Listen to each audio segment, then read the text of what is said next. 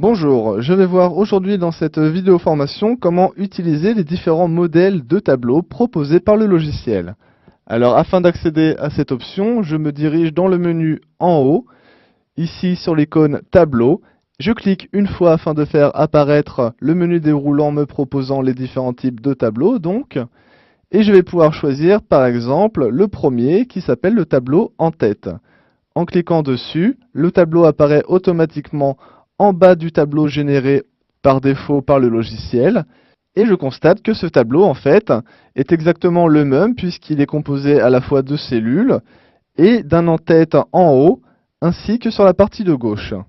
Donc de même que pour le tableau de base, je vais pouvoir saisir des données à l'intérieur et pouvoir donc travailler sur un deuxième tableau. Je vais faire un pomme Z afin de revenir en arrière et d'annuler l'action. Je retourne dans le menu tableau et je vais pouvoir choisir donc un autre type de tableau. J'ai par exemple la possibilité de choisir élémentaire, mais je me rends compte grâce à la petite image à côté que ce tableau est exactement le même que l'en-tête, à la différence qu'il n'a pas d'en-tête sur la partie de gauche.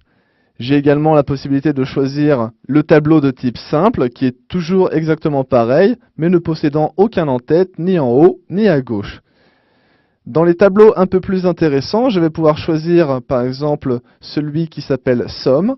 Je clique dessus pour le sélectionner, et dans ce tableau, j'ai toujours différentes cellules que je vais pouvoir remplir, mais également le rang numéro 11, qui va me permettre de faire l'addition en fait de toutes les valeurs contenues dans les cellules au-dessus.